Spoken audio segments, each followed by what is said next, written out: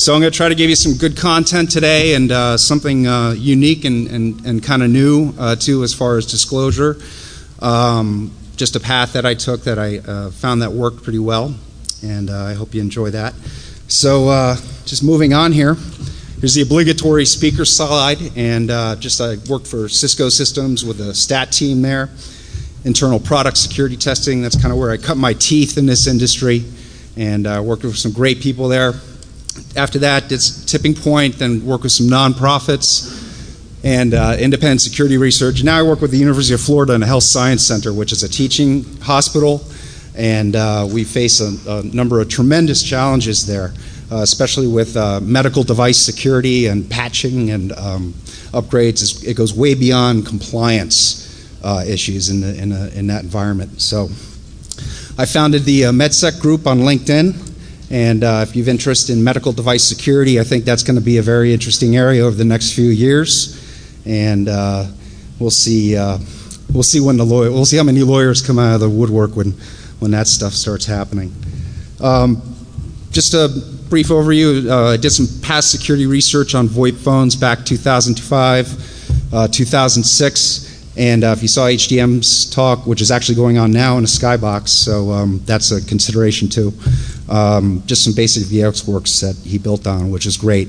And just a quick rant. So it's really nice to see some ladies here. Big hand for the ladies.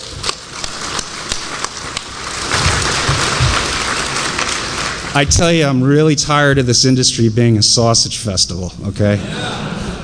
We are missing so much by not engaging women and bringing women into this field. We're missing so much. Just really try to consider that and reach out to women who express an interest in security. I'm not just trying to get laid here either. I really mean this. Okay. So we're going to talk today about electronic door access controllers, and I refer to them as EDAC, just as a short acronym. Trends, landscape, some of the architecture, major vendors, and I'm going to go through a real-world analysis, which has been going on for, with the full disclosure process and everything up till about a couple months ago, and it started in October of last year. So that device is this S2 Security Netbox, and this is just one device in this industry, but I think it's representative of a lot of the technology that's out there. And I really kind of beat up this company.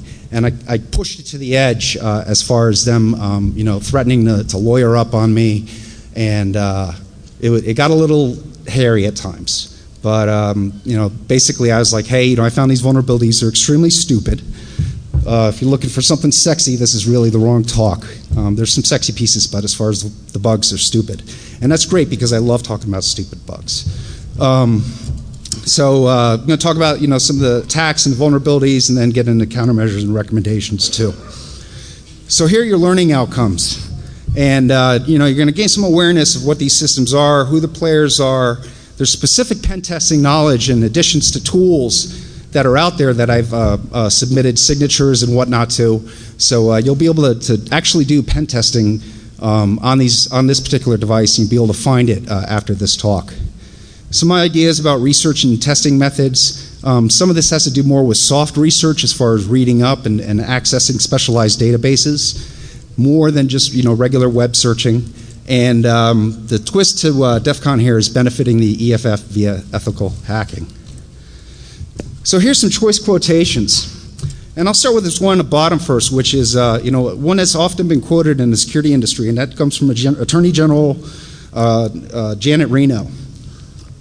Now, the context for this was GAO, Government Accountability Office, did penetration testing on their physical locations. Several offices back in 99-2000 timeframe. And this is an oft-used quote in security about, anytime I think you expose vulnerabilities, it's a good thing.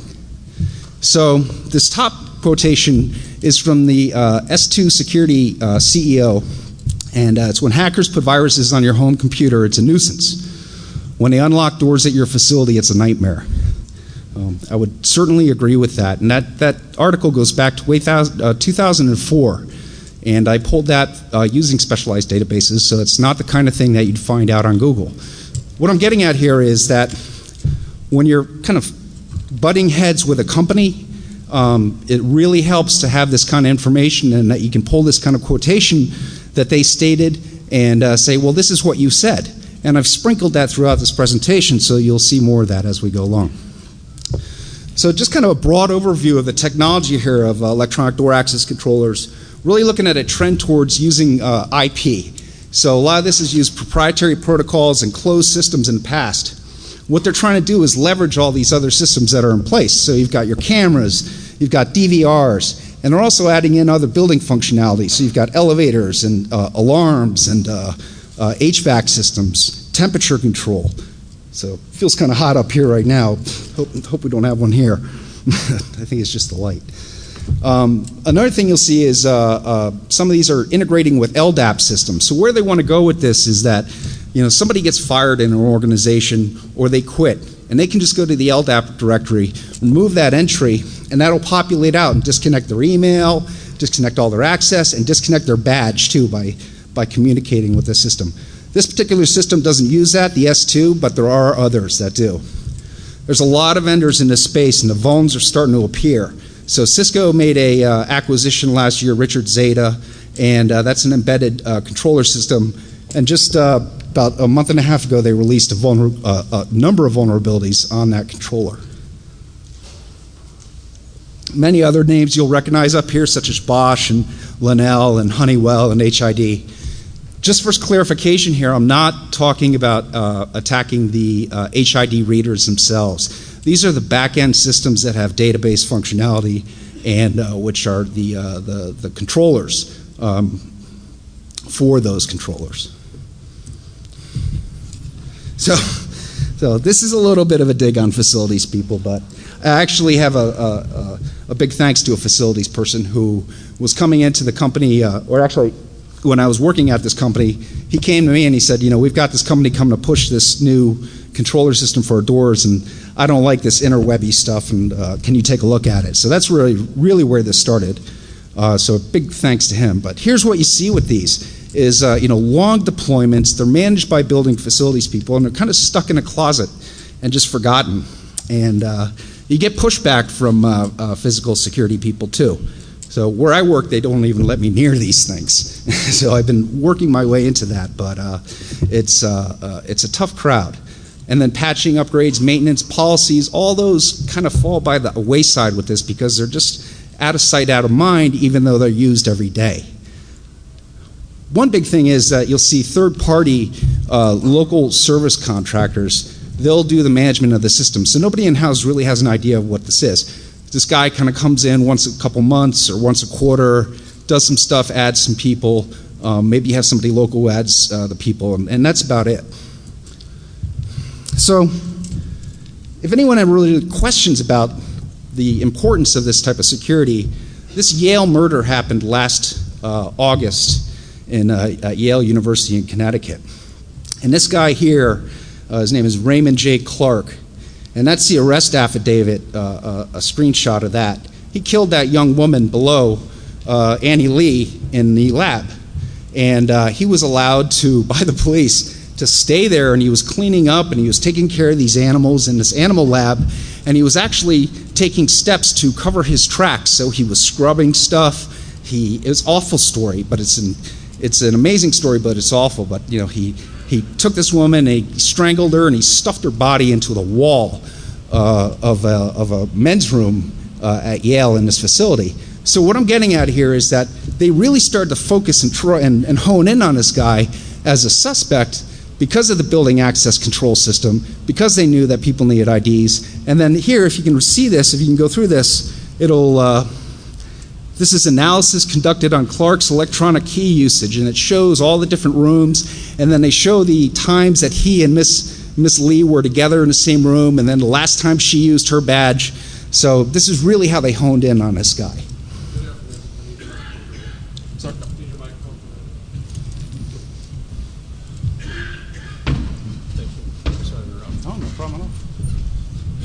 Good afternoon.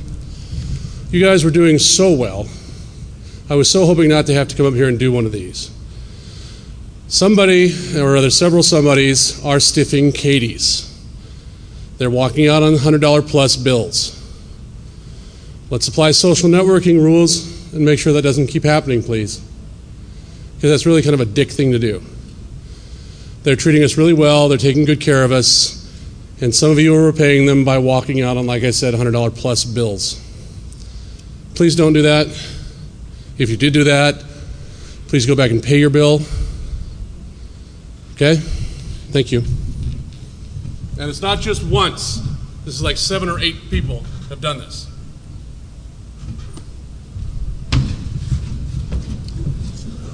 Okay, a little bit of a bummer. I got intimidated by him coming up on a stage. So I highly recommend that you go out there and get your bill. And I would say that there's video of all this too around here in case y'all weren't thinking and you were just dumbed up on booze and a hangover and at a HackerCon. So this whole place is videotaped, every move. So they may just very well go back and track you guys. So go beg for forgiveness. Okay, moving on. So, like I said, I'm focusing on this particular vendor. I actually thought that they were coming up to tell me that lawyers got involved and I was pulled. No, because we all know how well that works out, right? You know, you're gonna triple my income potential and make me infamous. Perfect. I'm gonna start looking at boats.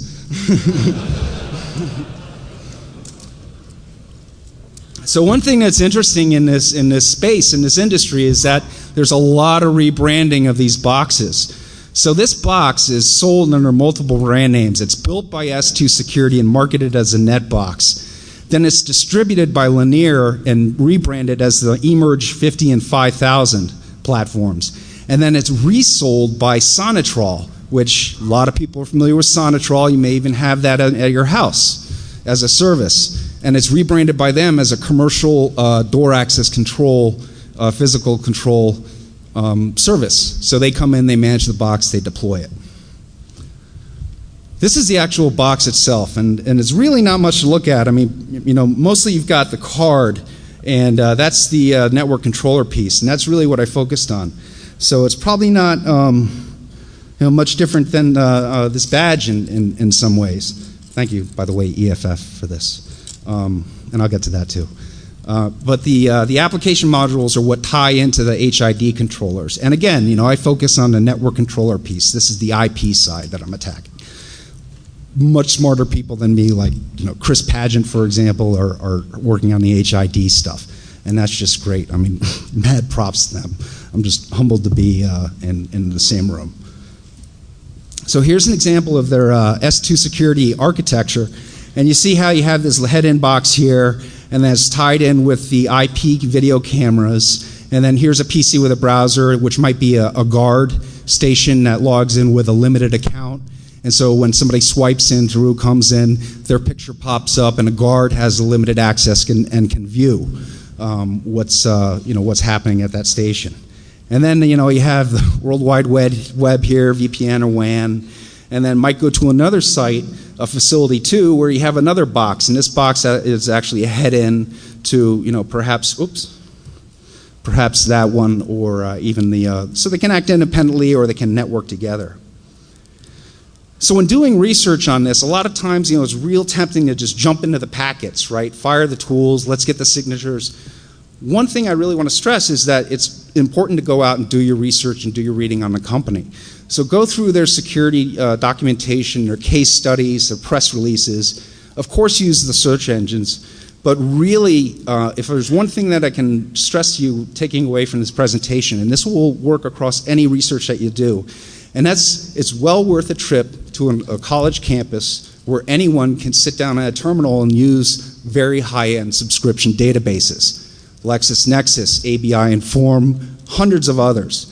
And this is a hidden trove of information that you can get to, and anyone can use it. You don't have to be a student. You can just stroll into a university and ask the librarian for help. So from one document, I was able to determine, this is a case study published by SQL and S2 together. And from one document, I was able to get so much information. You know, I found out, okay, they're using SQL, they're using Samba. Linux distribution is the same as that Zorus handheld from a few years back, right? Kind of cool. processor information. Now, these last 3 items really caught my eye, and this is the kind of stuff that should pique your interest right away. If they document or write down or say that it only took them 15 months from design to customer shipping, that's kind of scary. That's very fast, and it's commendable. But there's obviously a lot of questions that come into that. They say they don't have much experience with open source. Okay, definitely, my ears prick up when I hear that. And then the key here is the MySQL is used to store everything. So the whole system is in that database. So that gives me a real target to focus in on. Now, again, earlier I mentioned, it's good to have some ammunition, because when they come back at you and start making threats or pushback, it's great to come up with these quotations. And when I can come back to them and say, well, look, on your website here or in this document, you say that it's safe to deploy this system across any network, even the public internet. Okay, you say that remote locations are easily handled. And you say that this thing can operate for years without maintenance of any kind. Okay, this crowd knows where that's going, but other crowds, they're like, oh, okay, yeah, that sounds great. You see where this is going. So having this kind of, having these kind of quotations in your back pocket to put out to them when they push back is a great, have a big cup of, up. So, going to dive into some of the components here of this netbox, and what we've got here is an HTTP server, and then a MySQL, and then later versions have Postgres. So obviously, as these devices go through different builds and they add more features, they're changing things up a bit, but those are the 2 databases that they use. Then they have this NMCOM custom application that they wrote, and I'm going to talk about that a little later, but that's a really interesting thing, and I think you'll like what I talk about there. And then, of course, you see like FTP and Telnet on security devices, right? So their HTTP server is the go-ahead web server, and in my opinion, that's a poor choice.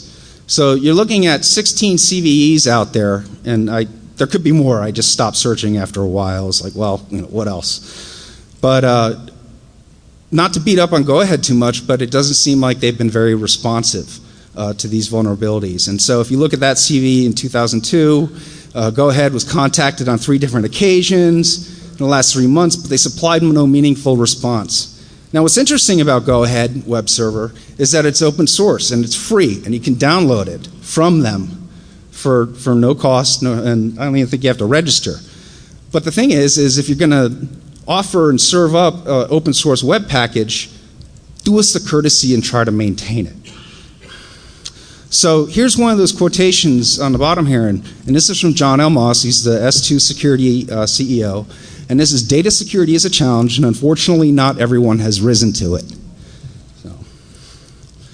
So when you look at the SQL server, I was like, wow, this is kind of weird. Okay, typical, it's listening on TCP, 3306. It was outdated, and I was like, 4.0, that really sounds kind of old. I was like, how old is it? End of life. I go to MySQL product archives, forget end of life, end of download. Okay, you cannot download this SQL 4.0 from the MySQL product archives. And that's down here. So, I mean, it's not even worth their bandwidth to host these, even for posterity, even just for archival purposes. So that's in a production server for a physical control unit for your facility. That's pretty troubling. The NMCOM is a TCP service, and what this thing does is, this service does is it performs multicast discovery of the HID nodes on the network. And it's a custom daemon, like I mentioned, and then there's a patent. So this goes back to doing your research and looking at all those other information resources. So I go and I look for patents filed by this company and then by certain individuals in the company, and I found this system and method to configure network mode. So there's a tiny URL there, and you can go read the patent, but it reads like an RFC. And this is the perfect type of application that you want to start fuzzing right away. And you can read through that and almost grep for must not. Okay, in this patent, just like you would do in an RFC, grep for must not, and start focusing on that area for your targets. So FTP and Telnet. I mean, clear text protocols for a security device. You see this quotation on the bottom here. We see some vendors fitting their serial devices with telnet adapters, which simply sit on the network transmitting unsecured serial data.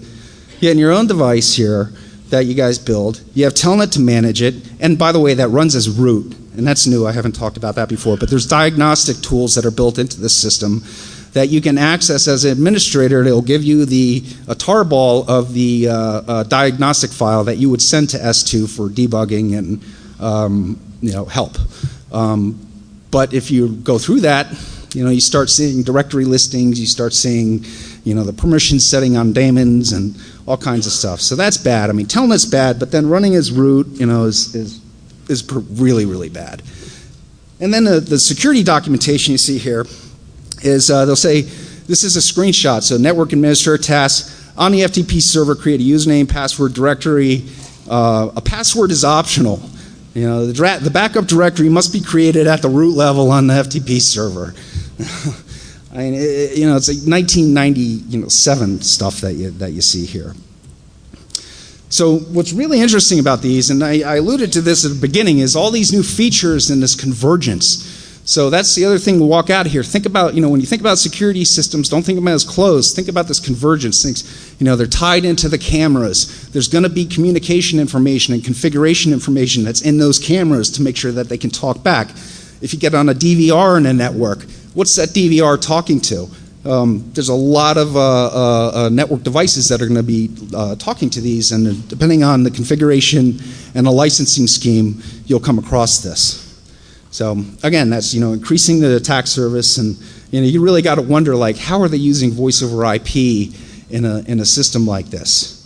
The burglar APIs. So here's some features. You can pull this up and look at a building's floor plans. That's very useful if you're going to go in and try to steal a server from them. Here's one of the vulnerabilities, and this was the first one that I found, and this is a remote unauthenticated factory reset, okay, via crafted URL.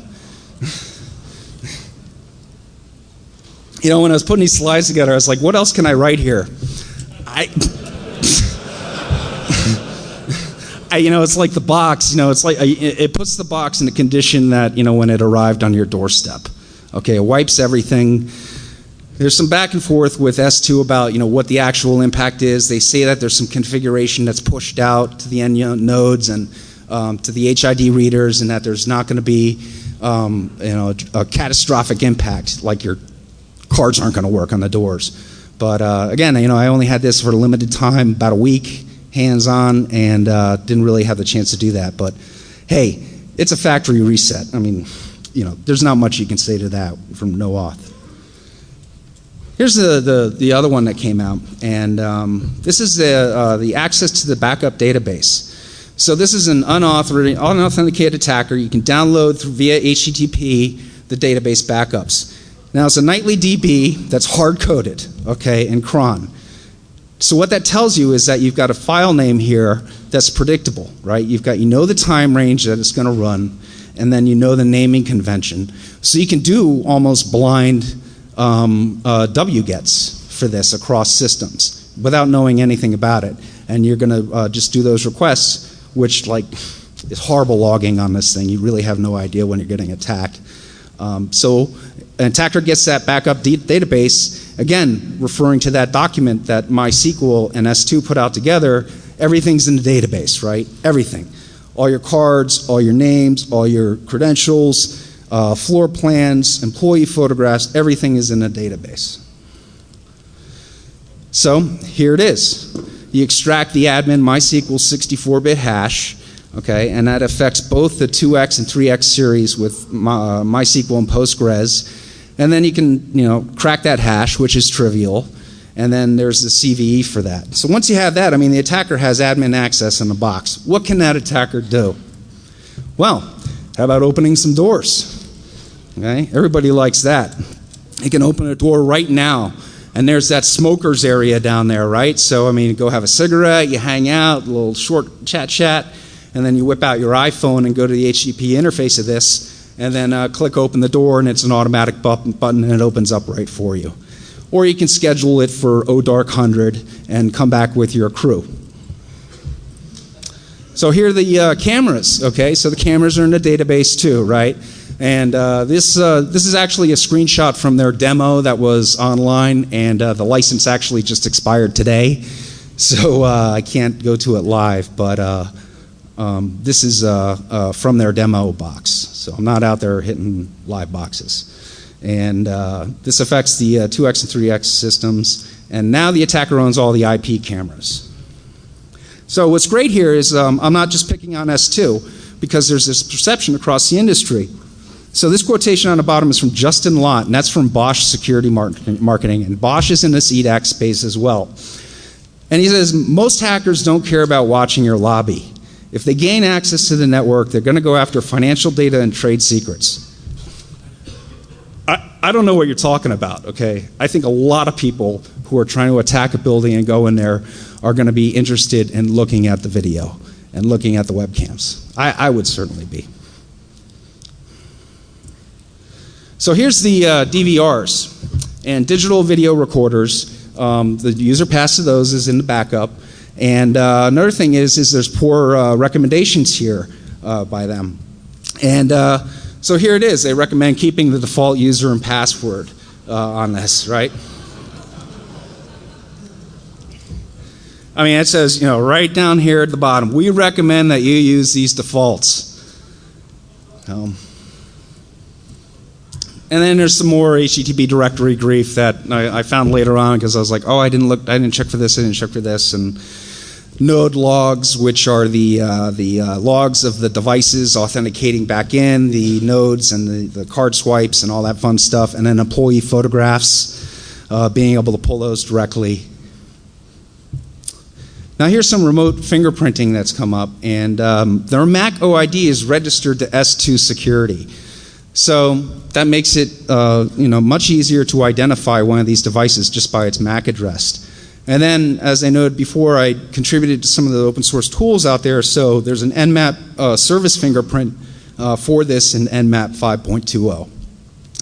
And then another thing is for every IP for these devices, they left in a blank.html page. So that's another way to look for these and confirm that you actually have one. And props to Skipfish on finding that. Shodan. Shodan is a real game changer in my opinion.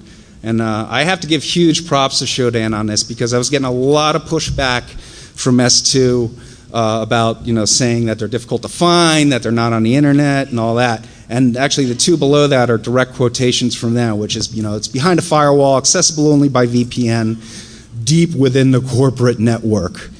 Whatever that means, right? I mean, the front line is everywhere. We know that. So the targeted searches for this, unique fingerprint, and it's been going up. So back in March, there was 150 of these devices on the network that you could identify. Now there's 341. And then here's the search that I did today.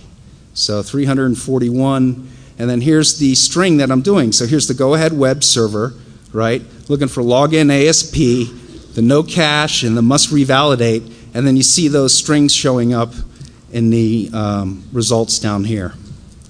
So I don't have internet access on this. I'm not going to click on any of these URLs, but I'm very, very confident that those are all Net2 boxes out there of some variant or another.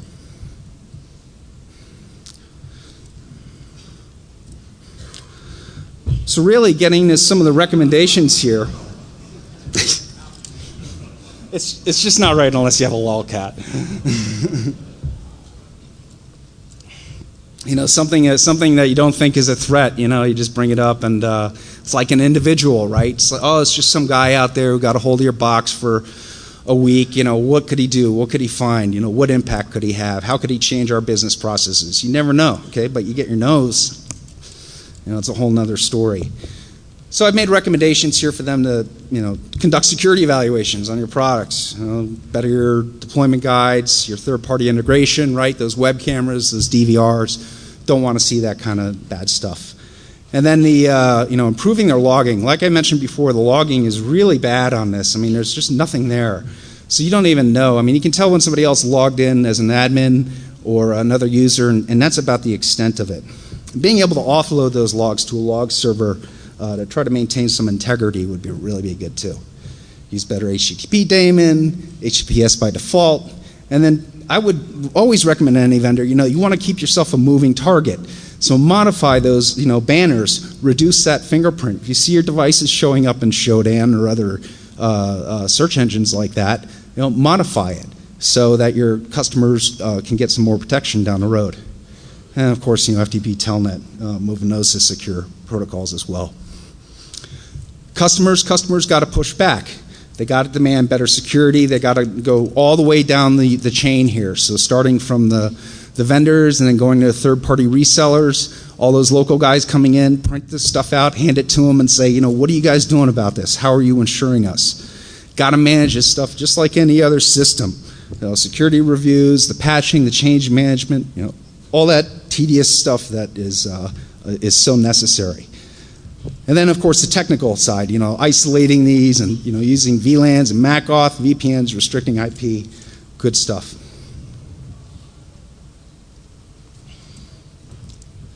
So one of the outcomes of this, and this was actually sent to me, by a competitor of S2. And they said, hey, did you see this letter that went out to the integrators? And I was like, oh, that's interesting. And it's from John L. Moss, the CEO, to our system integrators. I have had a number of questions recently about how to secure network physical security systems, and I'm writing to address this important subject. So the threat, this may sound like paranoia, but it's not. There are thousands of people you don't know all over the world who are actively trying to break into your security systems right now. In a physical security world, we are not used to dealing with invisible threats from malicious people who don't know where we are and thousands of miles away. We have them. So it's great to see this kind of recognition from a company and reaching out to their integrators. But this was forced recognition of the problem. This letter is a result of me going out there, letting CERT know about these vulnerabilities, communicating with CERT. Huge props to CERT, CERT CC and US CERT, because I couldn't have done it without them. And those guys pushed too. They pushed these guys, and it was great to see. But a problem with that, not with CERT, but with this letter, is that he goes down, he continues on, hackers bad. And then here's protecting your system, right? Which is great. So put your systems behind a firewall, change your passwords, use strong passwords, VLANs, VPNs, maintain your software. So that's great to see. But then up here, how we deal with vulnerabilities. And he says, S2 works with CERT, a nonprofit organization that responsibly handles vulnerability resolution. CERT, funded in part by DHS, learns about vulnerabilities. Well, the thing is they reference CERT, US CERT here, but I coordinated mainly with CERT CC. And so somebody who's a security person and reads this says, you don't even know who the organizations are that you're talking to, about this. So that's the kind of thing that we want to change. We want to make sure that when a company puts out a statement like this, that they actually are referring to the right people, security people who have assisted us in driving these issues to resolution. Got to give them the respect and where it's due. So, back at CarolinaCon, which is actually a great conference, very intimate, highly recommend it, and those guys did a great job there. So they recorded me, and it found its way onto the web. And what I had made there is an offer, an open offer to any vendor in this space. And here's the offer. You make a donation to a nonprofit like EFF, and you get a tax deduction for that donation. Okay? In turn, in recognition of your donation, this isn't a quid pro quo, in recognition of your donation, which could be an amount based on, going back 10 years ago, the line was people spend more on their coffee budgets than they do on security. That's definitely not the case anymore, but with product security, it is in some cases. So I say, okay, give your coffee budget to EFF in the donation, or I'm also considering the political contributions done by the top executives. Okay, that's public information, and it's also free speech. Okay, on their side. If you're not following that at all, corporations now can give political contributions, and it's free speech, and there may not even be any disclosure at that. So, kind of come up with creative ways here of setting a price point. I'll sign an NDA. Okay, and then I'll do an eval in a box, I'll do a report and an out brief, and I may pull in other engineers under this type of testing and have them under NDA as well. So I've done this with a colleague at work, and the John Sawyer, who's right down there, and throwing the support. And it's great because having two minds is always better than one. And he complements a lot of my skills. So I'm not coming in here with an ego on this stuff. It's like, obviously there's going to be things I can miss. If I can bring in another smart person, that's fantastic, and all the better. So, we set this up. I'll do an eval box, report, and an out brief. And then planning here is additional advice for product security response. So, when talking with these vendors, do a security page, have an email, point of contact, your PGP, key up there, all the good things that we like to see, right? I mean, how many times on the mailing list are we saying, does anybody have a security contact for X company? It's tedious, and in this day and age, we just don't have the time for that. Introductions to Cert CC, US Cert, and then suggesting strategic security conference support. There's some good ways that companies can enable security conferences without seeming like a suck up or without throwing out the too much vendor crap. So here it is so far. So far I've been approached by 2 EDAC companies. And the process has been talk, establish a trust, which is everything, right? I mean, you got to have that trust. And that's taken some hand-holding and back and forth, and there's some trepidation. One in particular was, hey, Shawn, this isn't going to end up on some blog post, is it? And those are the kinds of fears and concerns that you need to assuage with these people and say, no, we got this under NDA. These are the objectives. I'm not looking to make money off of this. I'm looking to better the security. It's good reputation building. It's good experience for me too, of course. So the first company donated to EFF, and they enabled me to win this contest. There was plenty of other great people who supported me in this effort too. Props again to John Sawyer. He threw the flag out there and got some folks to contribute. But together we raised $2,560 for EFF just from this one evaluation and from the support of folks. Got the room, got the nifty badge, met some really cool people through this, and I think it's just kind of a unique way to enable some security testing. So I kind of went quickly through this, and maybe a little faster than I wanted to. Too many Mountain Dews. But I'm certainly open to any questions, and don't feel obligated to come up here now. I mean, I'm going to be around, so feel free to grab me. My contact information is here, and that's it.